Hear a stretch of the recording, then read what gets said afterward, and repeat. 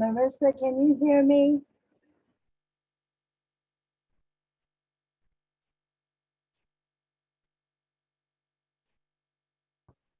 I didn't realize I was on mute. Thank you so much, BJ. So Monica got an earful, so we're just gonna go through that again. Thank you so much. Thanks. So Diane, hi. And I see Nicole's on the line as well. Nicole is our team lead. So I'm glad that she's here with us too.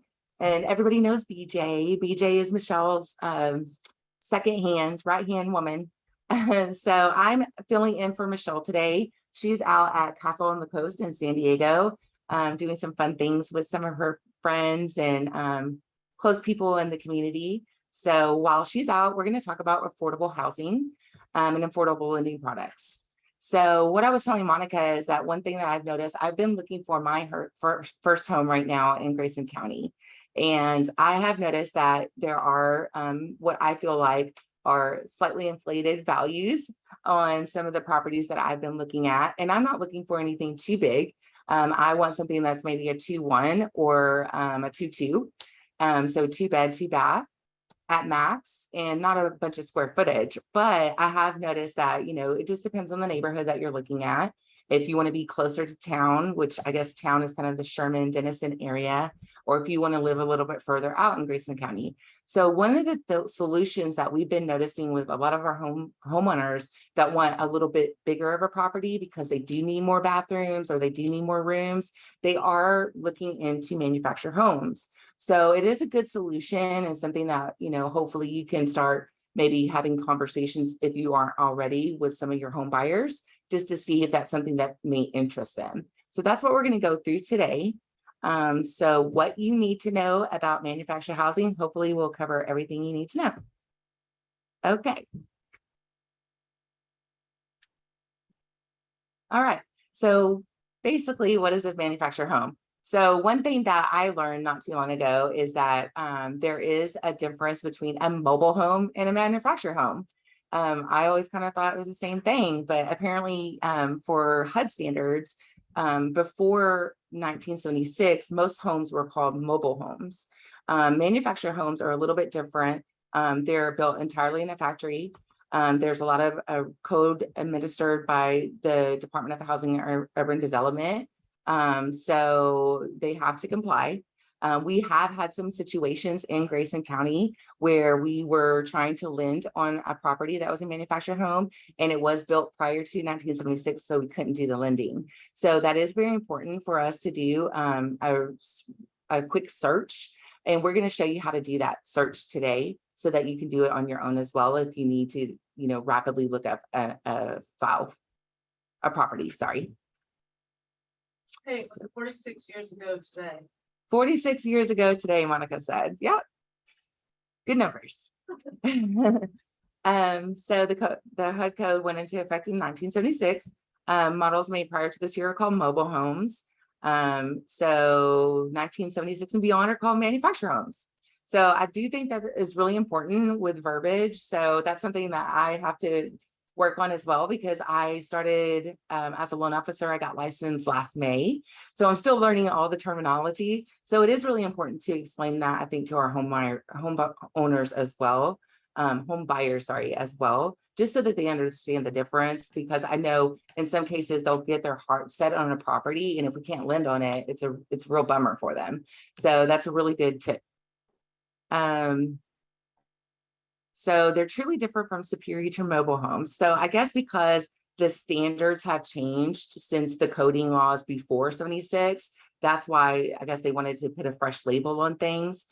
So I think you will see, I've seen 3 wide manufactured homes lately, and I was just blown away by them. Like some of them are 2 stories and everything. It's incredible. So I guess that's why they're saying that the manufacturing rules are totally different.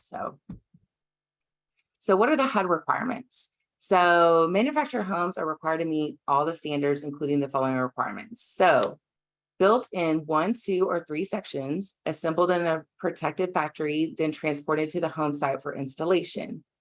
Built using steel beams with wheels under each section. Must meet stringent codes for design, construction, quality, durability, strength, fire resistance, transportability, and energy efficiency.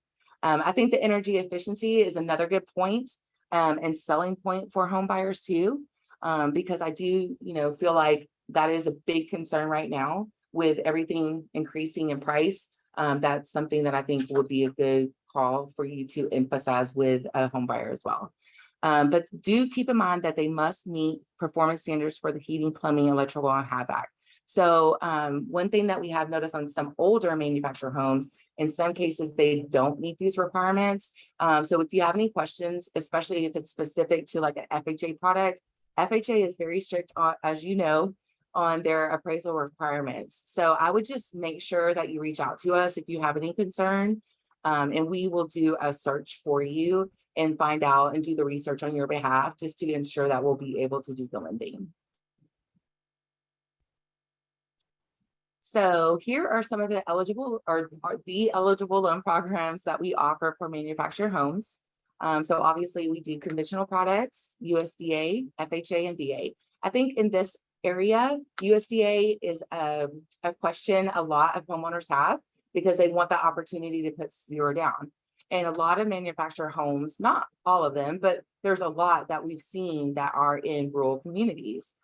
There is a search tool for you to look and see if that property is located in an eligible zip code.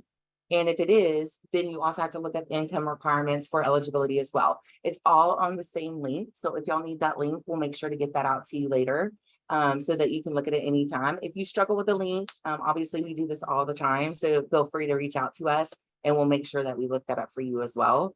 And usually when homeowners ask about this product specifically, we are very transparent upfront about the requirements because USDA is very difficult to get approval for due to their debt to income requirements. And remember, debt to income is their monthly payment, and that includes their escrows for homeowners insurance and taxes, plus all their monthly debt payments divided by their household income. So in household income on USDA is anybody who lives in the house, we have to count their income. So that sometimes disqualifies people because maybe they have too much income for the area in which they're looking for. And so they're not eligible. But just keep that in mind. Debt to income, I think, is a really good topic and just of discussion with any new home buyer as well, especially if there's their first time to purchase, because I think that that's where people get a little confused. Is my credit score is great. Why can't I get approved for this value? Well, it's about debt to income. What can you afford? So again, for USDA, it's 41% debt to income, and there's pretty much no wiggle room there. It has to be at 41% or lower. So I would just keep that in mind. VA, they have recently changed their restrictions and guidance a little bit on debt to income as well. I noticed like maybe 6 months ago, we were able to approve people for higher debt to incomes. And when I say higher, in some cases, like well above 50%, which was pretty surprising. But they have tightened that up. So now we're looking at the same type of guidance, very similar to FHA, where you're looking at probably a maximum of 50% debt to income if things are good, meaning there's not a lot of recent credit issues on their credit report and so forth. So FHA, again, they have lenient standards on debt to income, so just keep that in mind. Conventional, as you know, is 45% debt to income. It's pretty strict. But just to talk about down payment requirements for these type of products on manufactured homes, on a conventional product, it is 5% down. You can still do zero down on USDA and VA. FHA is always 3.5% down minimum. And then now we just started financing not too long ago on single wides as well. And for a single wide, you do have to put 10% down. So on a VA, sorry. So just wanted to make sure that everybody knew we do offer financing on single wides, because I think, the consensus for a while was that we didn't. So just keep that in mind that we can do a single wide. Again, it has to follow all the criteria. Yes, Monica. So I have a buyer who's looking at a single wide in Foxborough. Uh-huh. He has a conventional loan. So yes, you can loan on that. Yes. So I would just say, go ahead and send it over to us and let us look at it. Monica was asking about a buyer that has a single wide and they're looking into a conventional product. So I was just letting her know that, yeah, we'll take a look at that for her and just make sure it meets all the criteria. Because obviously, you know, after you learn the training tools that we're using in order to research this, you can do it on your own, but sometimes it's easier for us to just do it for you. So if you need us to at first, for sure, just let us know. But the credit score requirements are a little bit different than just a regular brick and mortar home or a pier and beam home. So keep that in mind as well. Credit score requirements are really important right now too for pricing. So with the feds increasing the rates, just FYI, we had a rate increase yesterday. And then we're expecting another rate increase today after the feds made their announcement, which I think they may have already done. So just keep that in mind when you're talking to your homeowners as well. If you already have a homeowner that's in the pipeline with us, like they've already gone through a pre-approval, you might want to send them back our way so we can take another look at things and just make sure they're still qualified. But credit score requirements for a conventional loan is the same, it's 620 or above. But I will say for pricing purposes, I would shoot for a 650 or above. And that's just to make sure that they're not having to pay a huge amount of points and that we can get them priced in. FHA, VA, and USDA, the requirement is a little bit higher. So it's 600 for the minimum score. And on a single wide, it has to be a 620. So just keep that in mind, conventional and single wide 620, FHA, VA, and USDA 600 for manufactured homes. The structural engineer's report is required only on FHA. All the other loan programs, if any additions or structural changes have been made to the home, then and permits weren't available, then we might need one for them as well. So keep that in mind too.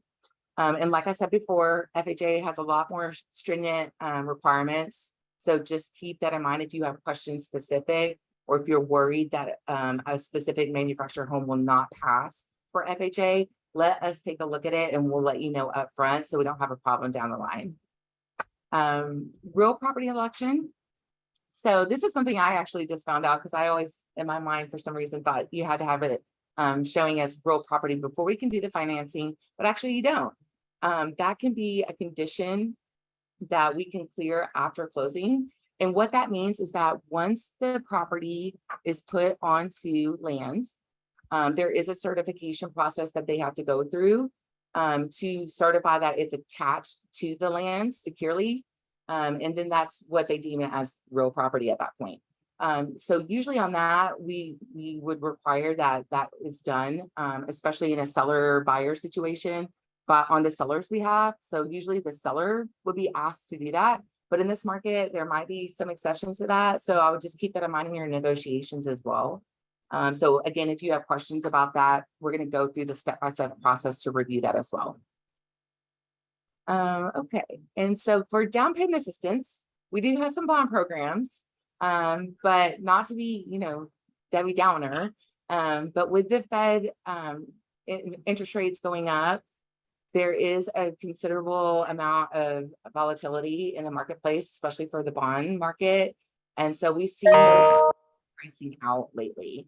So just keep that in mind. As of yesterday, I was looking at these programs for one of the bond programs that we do a lot of our bonds with and grant assistance with. And unfortunately, there was only like 2 programs available yesterday, and they were for 2% in assistance. However, some of our homeowners, especially if they're looking for affordable homes, 2% still goes a long way. So we will price that for them and we will show them what that looks like in a quote if they need that. But we're just very clear that until we lock it in, there is no guarantee that we can offer that program. So just keep that in mind when you talk to your homeowners as well. Melissa, Yes. Carol has asked if you could please give us those debt to income ratios for each type of loan. Could you go back and review that, please? I couldn't hear you very good. Can you say that one more time? I'm sorry. Can you go over the debt to income for each of the loan programs again, please? Yes, ma'am, I will. So she wanted me to go over debt to income for the programs again. So just going back to what I was talking about, debt to income is really important. That's really the qualifying factor. Obviously, credit score is for, you know, the program itself. There are minimum floor requirements for that, but debt to income is really how we determine what the max value amount the homeowner can go shop for. So debt to income is calculated by looking at the housing payment. So the monthly housing payment, which includes the escrows for property taxes and insurance, plus all the monthly debt payments that show up on the credit report, and then divide into the homeowner's household income. So their gross monthly income. So going back to the different programs, conventional, usually we're getting approvals around 45 to 48% debt to income. On USDA, that's the one that I was telling you is very strict. It's 41% and that's it. You can't go above it. And sometimes you have to be a little bit under it if their front end ratio is also high. And then on VA is still a little lenient, but they have changed their restrictions lately. So their guidance has tightened up a little bit for that. We have been seeing loans that can get approvals, sometimes above 50%, but it's with really good credit history. So meaning there's not a lot of credit history that's derogatory at that time that we pull their credit report. And FHA, I would say 45%, in some cases 55%, same issue as far as like no derogatory credit very recently. So I would just say, be careful in your conversations with that. Let us have that conversation with your homeowners, your home buyers. Sorry, I keep saying homeowners because they're all going to be homeowners. But yeah, just make sure that, you know, we have that conversation with them as well. And usually we do with every customer up front whenever we're initially taking their application and talking through all their questions. So any questions about that before we move on?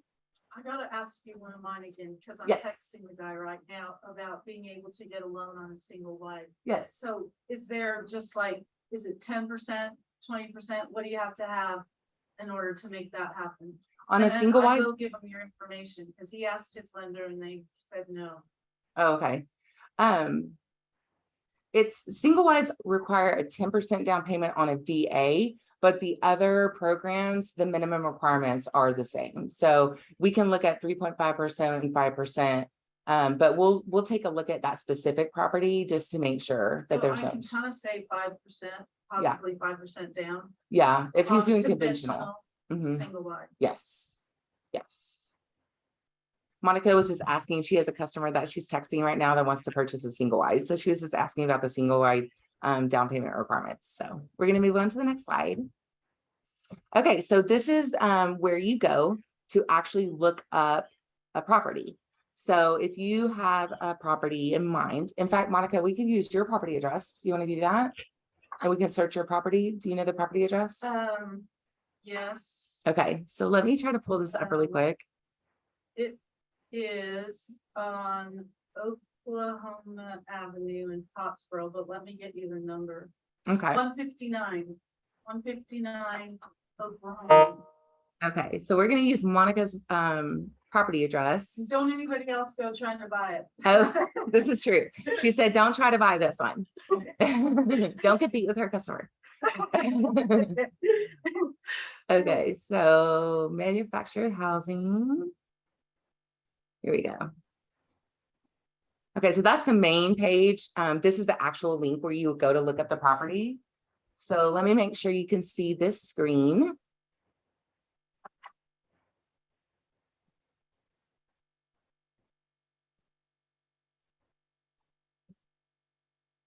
Hang on, bear with me. Here we go. I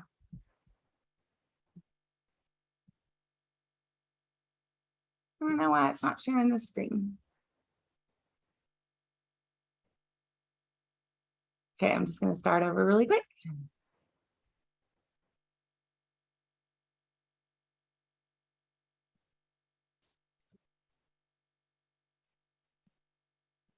I think because I have this on full screen.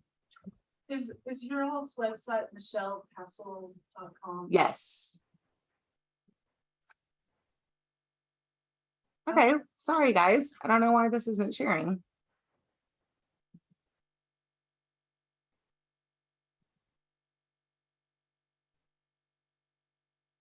Can y'all see the TDHCA website, or y'all still seeing the PowerPoint?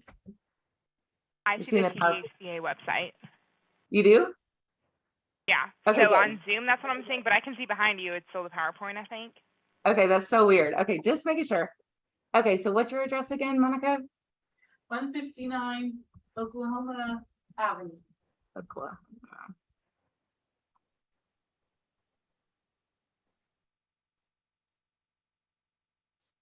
Okay, that didn't show up on the website for some reason. Let me make sure I spelled it right. Is that in Texas? Yeah, okay, Pottsboro. just making sure. Yeah, it's not showing up on the website. So we would need to manually search that one. So we can do that for you later. Okay. So what I will do is pull up one of the loans that I was looking at before. So y'all can see this one. Whoops.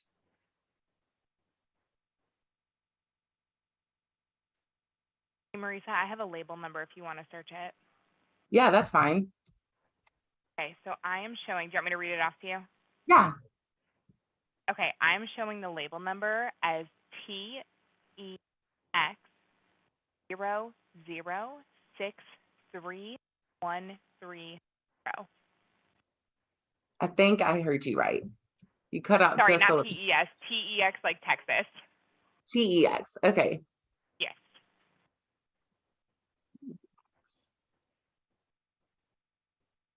Awesome.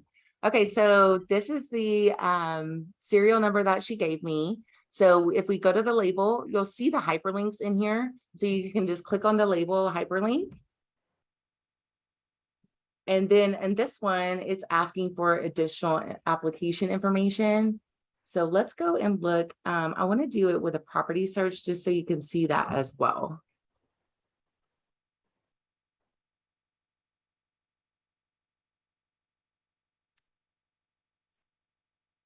Okay, so I think on this one, looks correct, but I just want to go to the ownership information.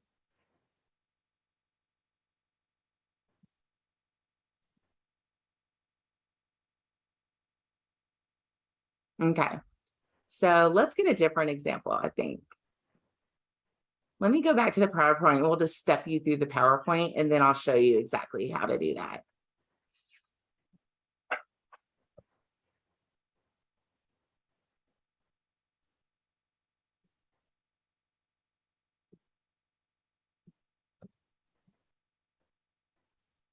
Okay. Bear with me. This PowerPoint isn't sharing with the screen now. So let's see. Can you still see, you can still see this link? Yeah, here it is. You see the TDHCA page? Yeah, there Okay, you go. there we go. Cool.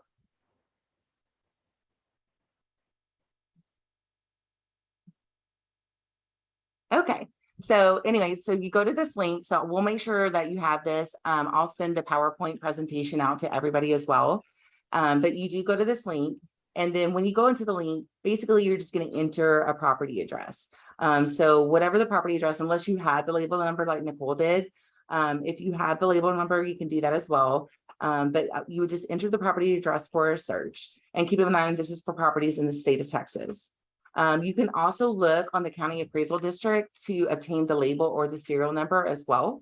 So if you just go to GraysonCountyAppraisal.org, there's a property search tool there as well, where you can look up the property and it will give you that identifier information as well. So let's see. So basically, the first step that you're taking on the manufacturer homeownership record site is you're searching the database, but I'll send you the link that I have that takes you directly to this point. So you don't have to keep searching through all and doing all these steps. But what you're looking for is the home ownership records. So that's the view that you want to be in. And then that's what Nicole was showing you when she gave us that label number. You can either enter the label number after you find it on the Grayson County Appraisal District site, or you can just go ahead and search for the property address. When you click on the view ownership records in the site, then that's where you can enter all the information. Just repeating ourselves here. That's what we did before. So we can try this label number as well. Is somebody asking a question? Okay, just making sure. Okay, so once you click the submit button, usually what it tells you at the bottom is the information that you're looking for is what I was saying. You hit the hyperlink. So just look for hyperlinks underneath the label and seal numbers. And that will take you to where you need to go to view if it's real property or not. Then this actually shows you at the top, if you look right underneath where it says certificate detail, this is where it will tell you if the property is considered real property or not. In some cases, it will say personal property, and that means that they have not converted it over to real property just yet.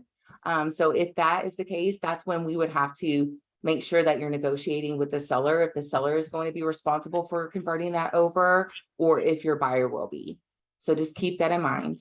But this is what you're looking for. So basically, you want to make sure that, you know, you're looking for all the information that pertains to the property address. In some cases, I have noticed when I use the search tool, I'll put in a certain property address, but maybe it wasn't exactly like maybe it was avenue instead of street or something of that nature.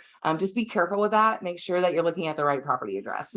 I've made that mistake before. And I think Nicole saved me from that one. That is so weird. It's still Oklahoma Avenue in Pottsboro, which is the one I was giving you. Yeah, I know. Just a different number. Yeah, I was thinking that too.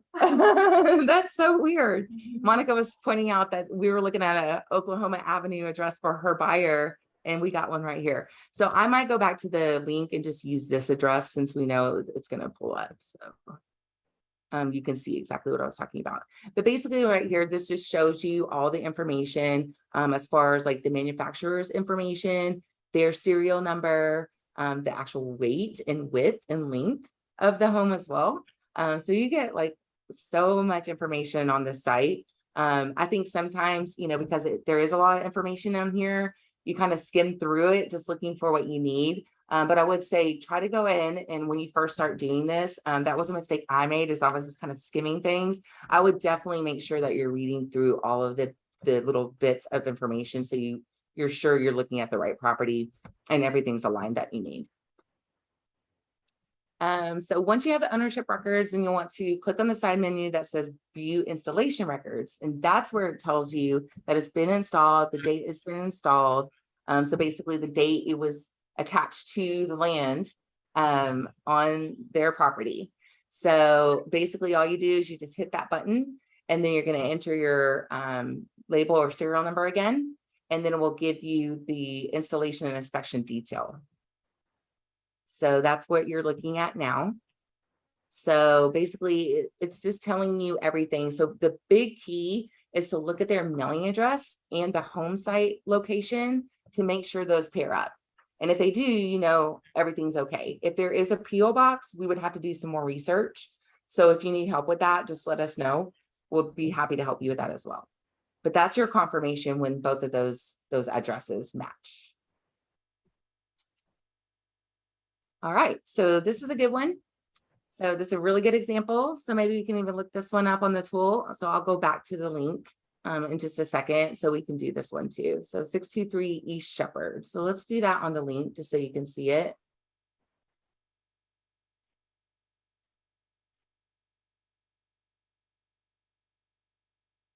Okay. I think I got the hang of this now, y'all. So everyone can see the manufactured home site again that we're on.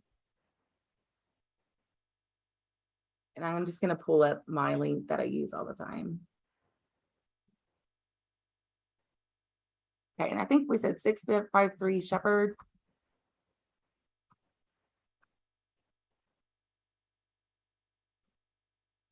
And I'm just having a time today, aren't I? Let's go back.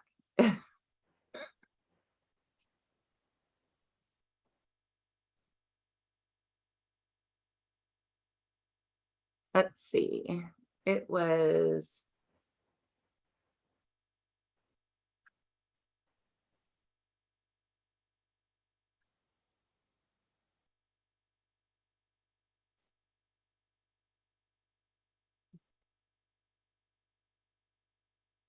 we'll do 193 Oklahoma Avenue.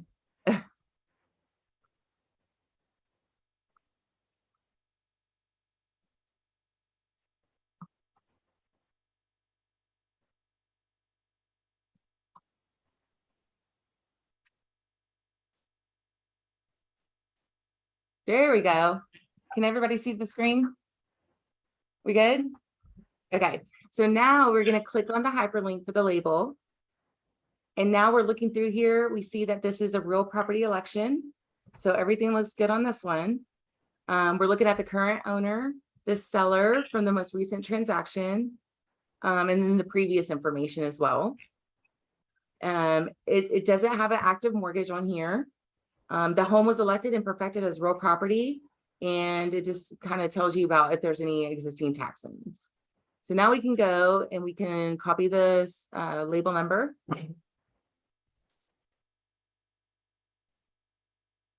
Oops.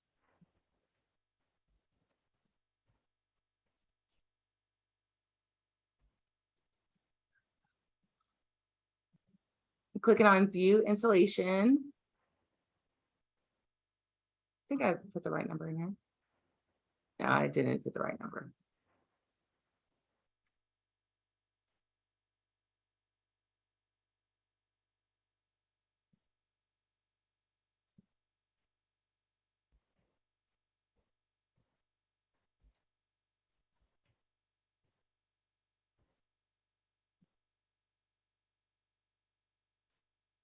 Okay.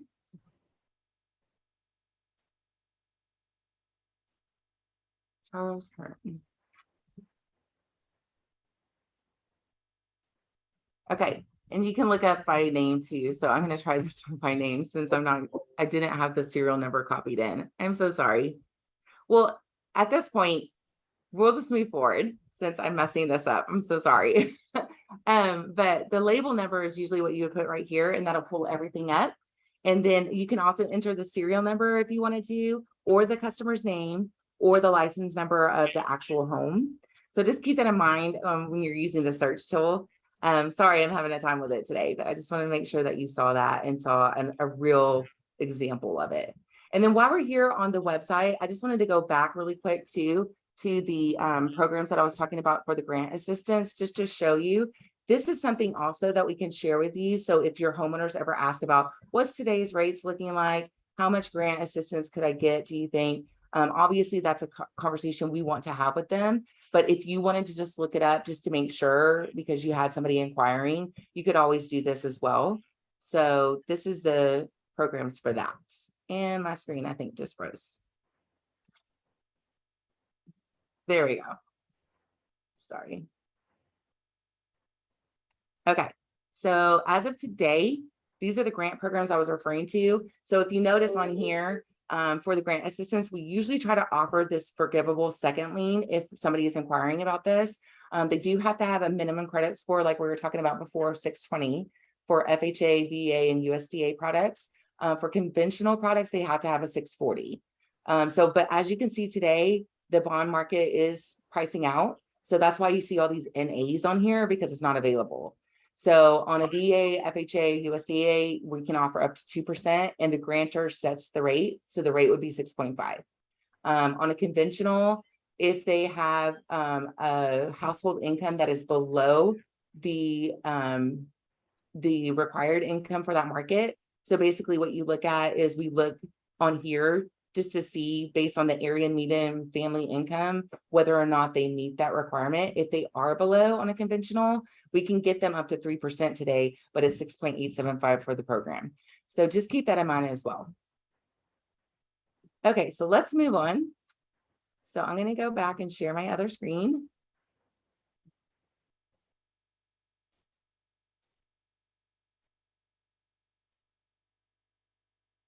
Okay. All right, so we're back into the presentation. We've done all of this, so we're just going to kind of click through here really quick.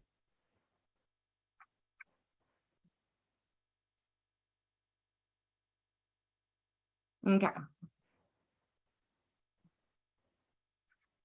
All right, so there's the detail again, just to make sure that everybody understands you can use these property addresses. I'm sorry, I was struggling. I think my search tool, I think the program here was stalling a little bit. So, but just keep in mind that you're going to look for the label number or the serial number, and that's how you're going to look up the certificate of installation.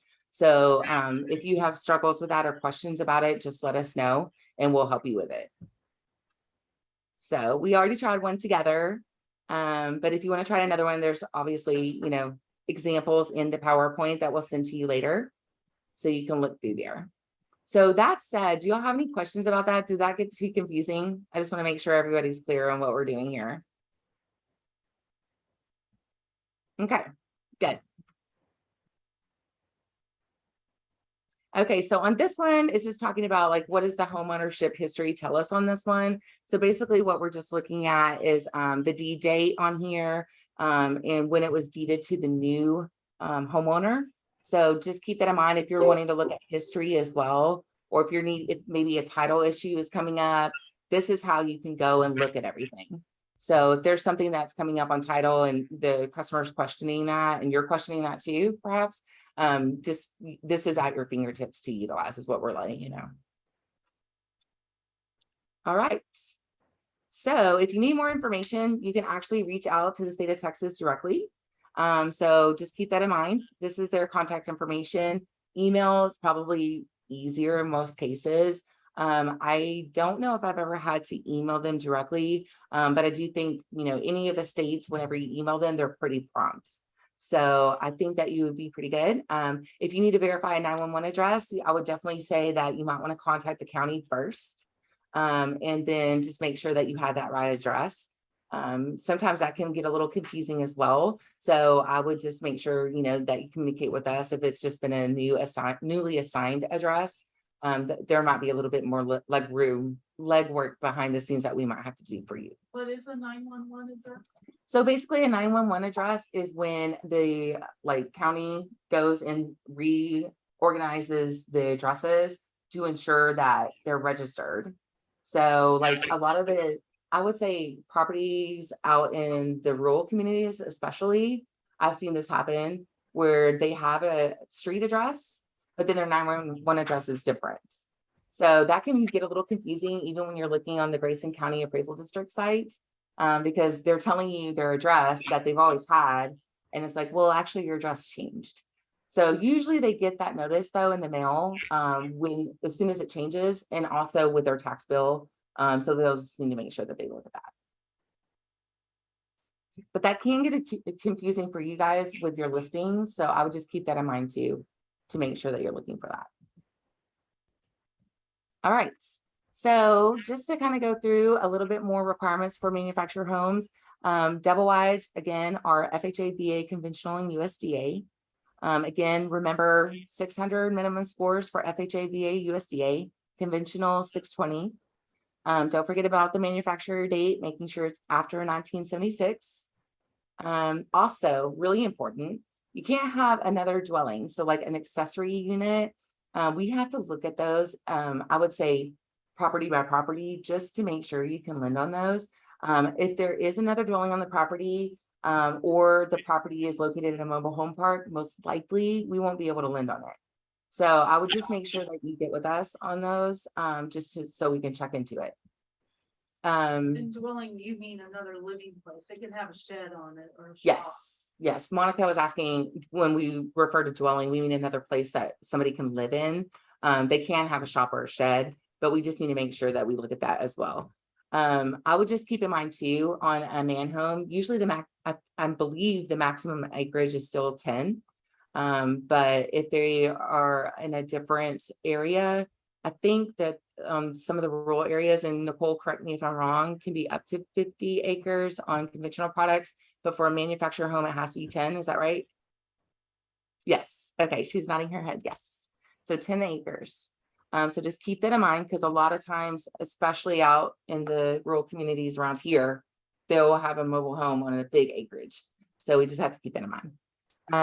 We may If be there- able to get an exception. If there's comparable properties nearby, we may be able to get an exception on it, and that's going to be case by case, but typically we're capped right at 10. Yep. And if there are any additions or structural changes to the original home, we actually have to get that approval from the city, county, or engineer. So I would just keep that in mind as well. And that goes back to, making sure that they're certified, everything's certified, right? So I would just really do that also, and make sure you're asking those questions of the seller. Usually I've seen on some of the descriptions when they do the listing that that's already kind of stated in there, but I would just make sure. The home was transported directly from the manufacturer dealership and has not been installed or occupied previously at another site. So that is not applicable to the VA. But basically what they're saying is you can't move the property. So the property couldn't have been at, one location and then moved later. We won't be able to lend on that. And then also making sure that the home is affixed to a permanent foundation. So I would say that this slide is super important, especially if you're listing a home for sale. Just make that that's manufactured. Just make sure that you're adhering to this. Okay, and then for single wides, since this is a little bit newer, remember the minimum credit score requirement is 620. The unit has to be constructed after January 1st of 2001. So a little bit different. Title is fee simple, no leasehold properties. The maximum acreage, again, for the most part, is 10 acres. Can't be in a mobile home park. Can't be in an age restricted community. There are minimum requirements for the square footage. So the floor area is 600 square feet and 12 feet wide. If the property has a well or septic tank, definitely need to get certifications for the well and the septic, just to be sure, everything's within code. The property cannot be in a flood zone.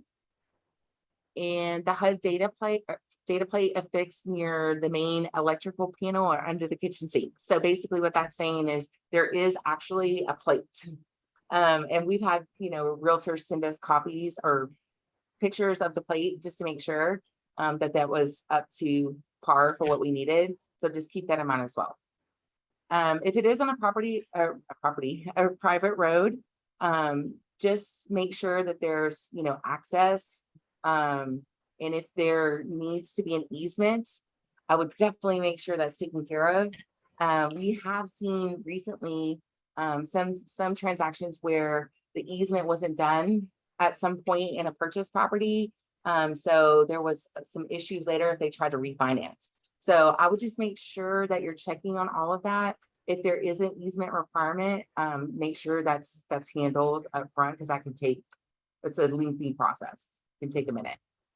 And then also just making sure that there was evidence that the unit was transported directly from the dealer to the site. So if you have questions about any of this, the HUD handbook is really informative. I will say it's a little hard to read sometimes. You have to kind of read through the regulation maybe a couple times. So since we do this every day, I would definitely recommend that you reach out to us. Nicole, being our team lead, she helps a lot with these questions as well.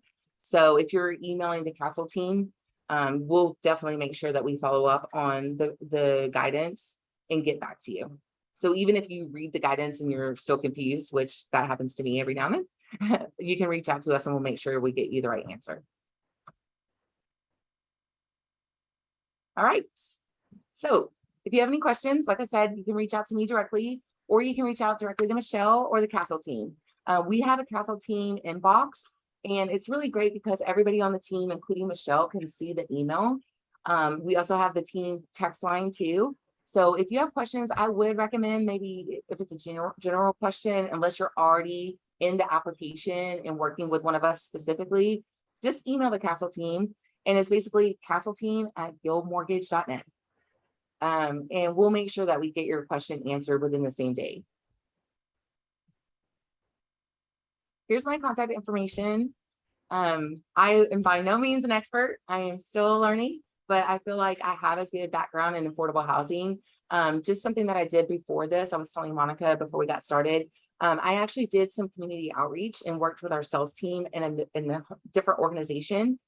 So I did kind of get out into different communities across the nation. So I do understand. I've worked closely with the GSEs, so Fannie and Freddie, for their affordable lending products. So remember, there are the 3% down programs as well on conventional products.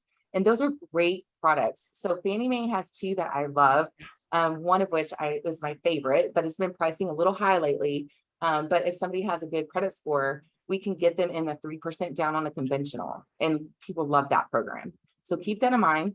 They also have Home Possible, which is another 3% down program. It does require first-time home buyer training and some certification for that program, but that's a really good tool too.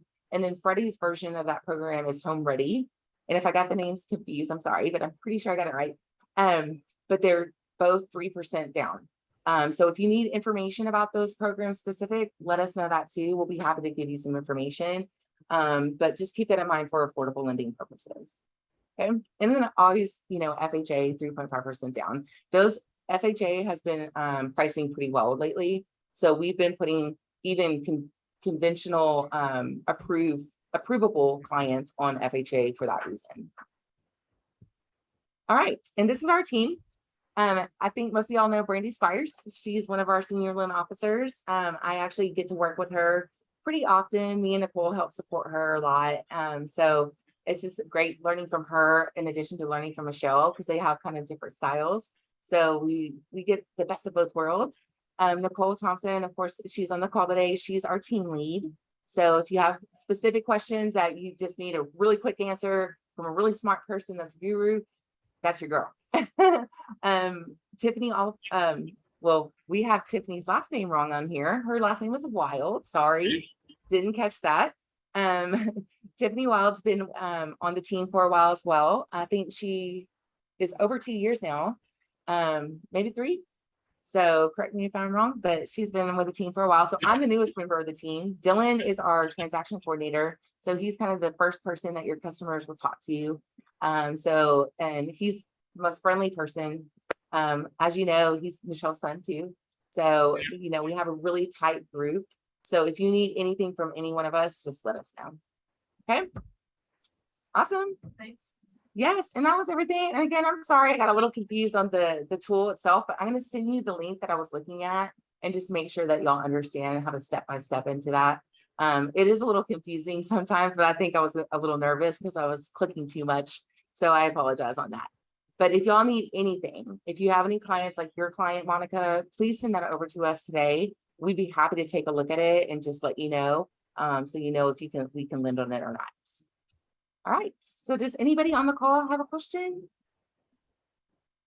And Nicole, since you're on the call, do you have anything you want to add? No? All right. Well, I think, yes. Would you ask Monica to send me her email so I can send her a copy of the slides? Yes, ma'am, I will. And BJ, it's okay if we end a little bit early, right? Yes, ma'am. Okay, just wanted to make sure everybody gets their credit. All right, well, thank you so much. I appreciate your time. Have a great day. Bye. You do really well.